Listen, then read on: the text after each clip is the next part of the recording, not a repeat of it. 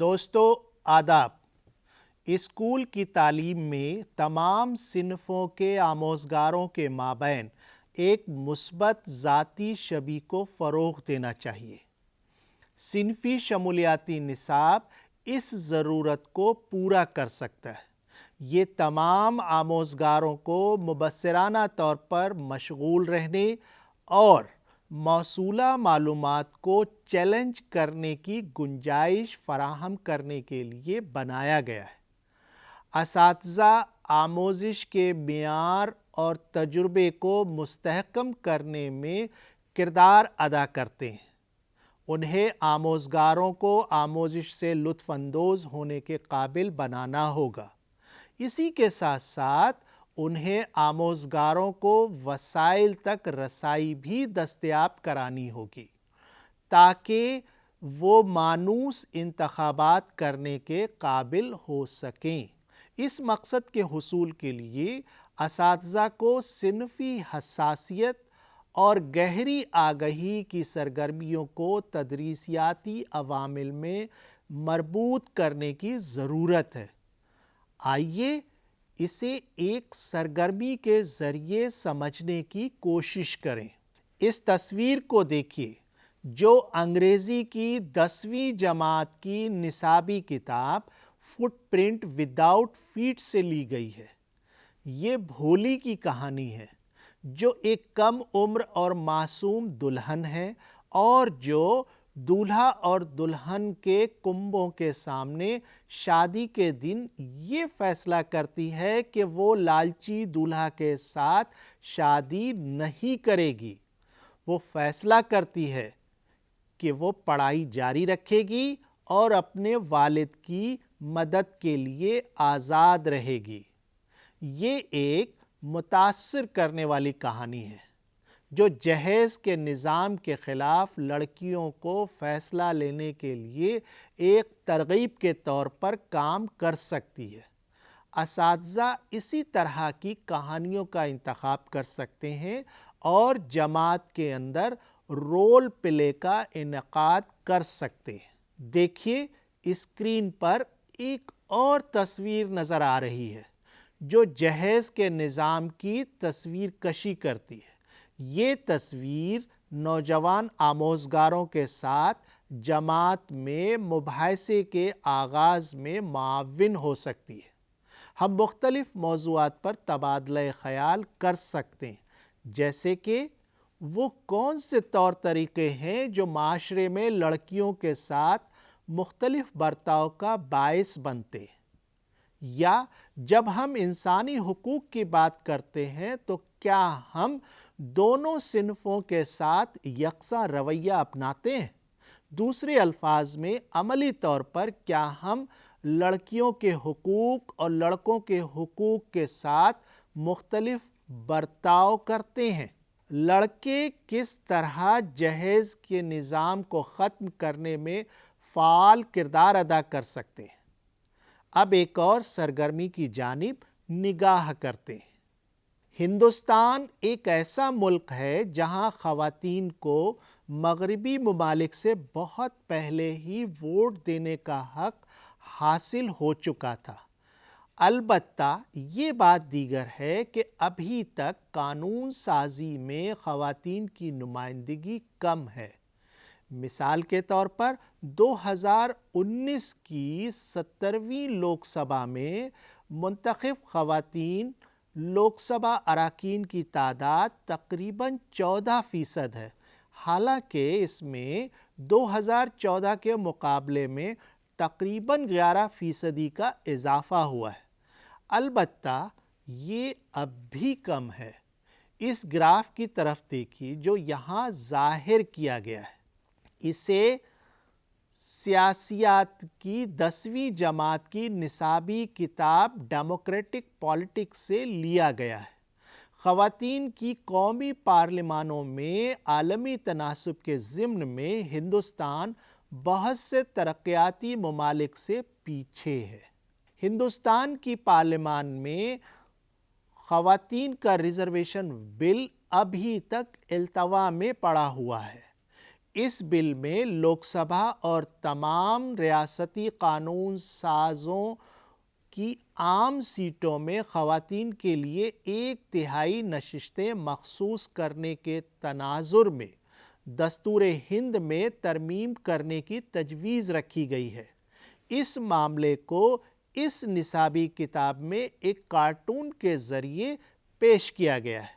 Cartoon بھی ایک طاقتور تدریسیاتی ذریعہ بن سکتے ہیں اور بہت صاف اور واضح پیغام ارسال کر سکتے ہیں۔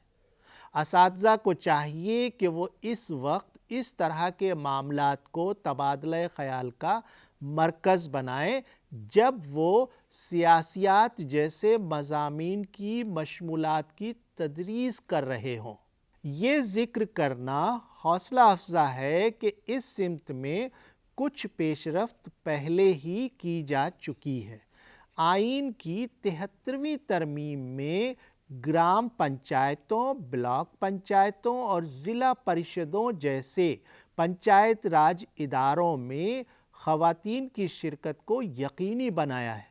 اس ترمیم کے ذریعے اس طرح کے پنچایت راج اداروں میں ملک بھر میں 1/3 نشستیں خواتین کے لیے مخصوص کی گئی ہیں۔ حقیقت تو یہ ہے کہ ملک میں لگ بھگ 20 ریاستوں نے اس ہدف کو پار کر لیا ہے اور پنچایتوں میں خواتین کے لیے 50% نشستیں مخصوص کرنے کی گنجائش رکھی گئی ہے۔ آئیے اب آگے بڑھتے ہیں اور ایک اور سرگرمی کا ذکر کرتے ہیں۔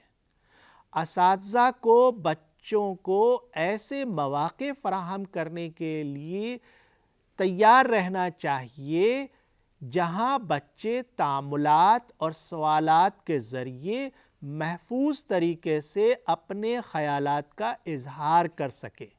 یہ ایک ایسا مقام ہونا چاہیے جہاں آموزگار دقیانوسیت پر سوالات کر سکتے ہیں اور جھگڑوں کو سلجھا سکتے ہیں۔ البتہ حقیقت میں لڑکیاں اکثر مفعول آموزگار بن جاتی ہیں جو شراکتی تدریسیات اور آموزش کے اصولوں کے خلاف ہو سکتی ہیں۔ یہاں دکھائے گئے ویڈیو کو غور سے دیکھیے۔ Madam, what is this picture on the blackboard? Why are you making the poor man make chapatis in this picture? Is it bad for man to cook in his home? If so, why should women do work in their homes? This may be so in cities. In my home, it does not happen like this. It is women's work to prepare food and take care of home. Does anyone ask the woman whether she likes doing housework or not? If men do housework, who will go out to work and earn money? Does anyone ask a man whether he would prefer to do housework or work outside the home? Madam, will women take plough and go to the fields? Tell me one thing. Is the distribution of work on the basis of sex right or wrong? Why are the girls in the class silent? Ma'am, we think that these are our roles in the houses. Madam, this has been going on for a long time. What does it mean? If something has been going on for a long time, must it go on in future also? If our ancestors thought like this, we would still be walking on 4 legs. اسی طرح ایک اور سرگرمی کے بارے میں گفتگو کرتے ہیں۔ صنفی حساسیت اور آگاہی نے اطمینان بخش صورتحال حاصل کر لی ہے۔ نصاب کی کتابوں اور تدریسیاتی آموزشی عوامل میں خواتین کی تعداد نسبتاً کم ہوتی ہے۔ ہمیں مسلسل نصاب اور مشمولات کو اپ ڈیٹ کرنے کی ضرورت ہے تاکہ معلومات کی صنفی تعمیر کی راہ ہموار کی جا سکے، نیز صنف سے تعلق رکھنے والے معاملات تک مزید فعال رسائی کو فروغ دیا جا سکے۔ یہاں ایک نظم کا ویڈیو دیکھیے جسے اسکول کے کچھ طالب علموں نے تیار کیا ہے۔ یہ نظم انگریزی زبان میں ہے. In my textbooks, I learn it, that only men are kings and soldiers, till I read a book in which famous queens ruled and fought against enemies. In my textbooks, I learn it, that only men are doctors. When I went to a doctor, I saw that she was a woman.